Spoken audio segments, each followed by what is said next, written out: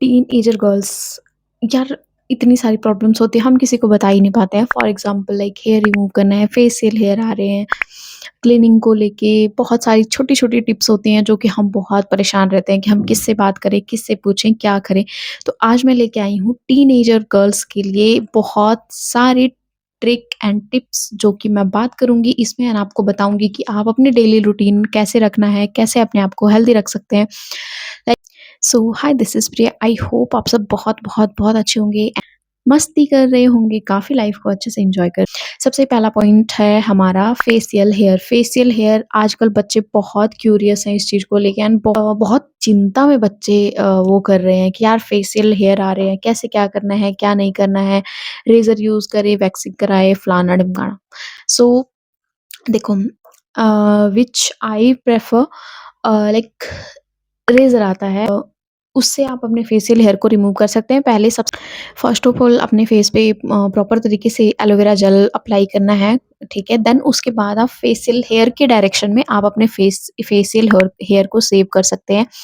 Like जो ये वाले हेयर होते हैं एंड फेस पे भी बहुत बच्चों देखो, ये वीडियो बनाने का मकसद ये बिल्कुल भी नहीं है कि मैं आप लोग को लाइक ऐसे कर रही हूँ कि नहीं ठीक है हेयर रिमूव करवाना ही चाहिए। वो सभी मतलब पर्सन टू पर्सन डिपेंड करता है, किसी को कैसे रहना पसंद है, किसी को कैसे रहना पसंद है। सो इसलिए मैं बता रही हूँ कि जो बच्चे हैं जिनको रिमूव करना होता है तो वो यूज़ कर सकते हैं। लाइक आई नो थोड़ा-सा डर लगता है स्टार्टिंग में बट ठीक है 1-2 बार आप यूज़ करोगे आप उससे जो है गो थ्रू हो जाओगे एंड आप सेकंड थिंग्स आती है थ्रेडिंग की। थ्रेडिंग देखो वो अप टू योर चॉइस कि आपको बनवानी है, नहीं बनवानी है। बनवानी है तो पेनफुल तो होता है यार, मैंने भी लाइक बहुत टाइम बाद बनवाया था। अभी भी मेरा ऐसा होता है कि लाइक हाँ, बनवा लिया या फिर मैं खुद से कर लेती हूँ उसी रेज़र से जो ठीक है, वैसे मुझे बनानी आती है बट मैं खुद से तो मैं खुद की बना नहीं पाती हूँ। हाँ, मैं अपने घरवालों की, अपने फ्रेंड्स की मैं बनाती हूँ बट क्रीम्स आती हैं, उससे आप हेयर को अपने रिमूव कर सकते हैं। तो आप देखो कि आपको क्या सूटेबल लगता है, आप किसमें कंफर्टेबल हैं, आप वैसे यूज़ कर सकते हैं।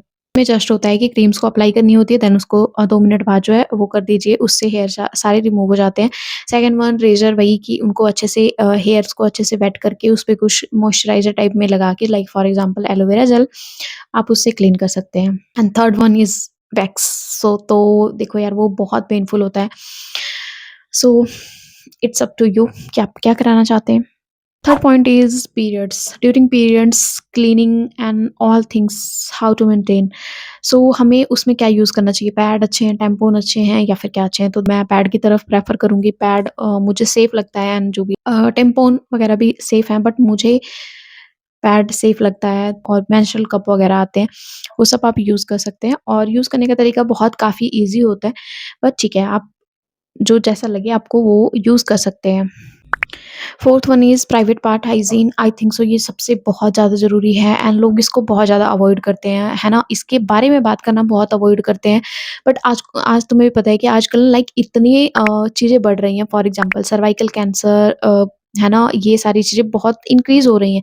तो ये सब चीज़ें क्यों स्टार्ट होती हैं कि लाइक हम उनका हाइजीन एंड जो प्रॉपर केयर होती है वो नहीं करते हैं जब से। तो इसलिए हमें इन सब चीज़ों पे ध्यान रखना है। फॉर एग्ज़ाम्पल जैसे कि आप पैंटी यूज़ कर रहे हैं, तो पैंटी को ज़्यादा देर तक नहीं लाइक होता है ना कई-कई लोग एक ही पैंटी को 2-2 3-3 तक कंटीन्यूअसली पहनते हैं। ऐसा बिल्कुल भी नहीं करना चाहिए। आपको पर डे जो है आपकी पैंटी चेंज करनी चाहिए एंड प्रॉपर तरीके से उसको वॉश करना चाहिए एंड थोड़ा-सा ट्राई कीजिए कि उसको धूप वगैरह भी दिखाई जाए क्योंकि देखो धूप क्या होता है एक नेचुरल आपका एक स्टरलाइज़ेशन का काम करता है, यानी कि जो भी आपके बैक्टीरिया वगैरह उसमें लगे हुए होते हैं उसको किल करने का काम करता है। इसमें कोई ऐसे शर्माने वाली बात नहीं है। आप उसको धूप में सुखाइए ताकि ये चीज़ लाइक एक प्रॉपर स्टरलाइज़ेशन हो आपके अंडरगारमेंट्स की भी। वजाइना क्लीन करते हैं, उसको क्लीन करने का तरीका होता है, लोग क्या करते हैं बैक से फ्रंट आते हैं, बट ऐसा तुम्हें नहीं करना है, फ्रंट से बैक जाना है। ठीक है? फ्रंट कोई भी लाइक टिश्यू पेपर या फिर आप टॉवल से क्लीन कर रहे हैं, तो फ्रंट से बैक क्लीन करना है क्योंकि देखो बैक में एनस के पास जो होते हैं बहुत सारे बैक्टीरियाज़ होते हैं। बैक्टीरियाज़ होते हैं जो कि वो हार्म करते हैं, वो वजाइना के लिए वो नहीं बने हुए हैं वो बैक्टीरिया, वो एनस के लिए वो ठीक है, बट वो वजाइना के लिए नहीं बने हुए हैं। तो अगर आप वैसे क्लीन करते हैं तो वो बैक्टीरिया वजाइना तक आते हैं एंड देन फिर आपको ईचिंग, डिस्चार्ज ये सारी चीज़ें होती हैं। तो इससे बचने के लिए हमें होता है लाइक आपको प्रॉपर क्लीनिंग करनी है एंड सेकंड थिंग्स कि लोग बोलते हैं कि केमिकल्स यूज़ करना उसको वॉश करने के लिए ये वो बट देखो वजाइना हमारी एक नेचुरल क्लीनिंग होती है, वो सेल्फ अपने आप को क्लीन करती है। आप लोग नॉर्मल वाटर से क्लीन कर सकते हैं वजाइना को, ठीक है? उसमें स्मेल आ रही है या फिर लाइक आपको जब बहुत ज़्यादा ऐसे लग रहा है कि बहुत ज़्यादा वजाइना से स्मेल आ रही है, तो आप क्या कर सकते हैं फर्स्टली कि आप उसको क्लीनिंग प्रोसेस अच्छे से करें।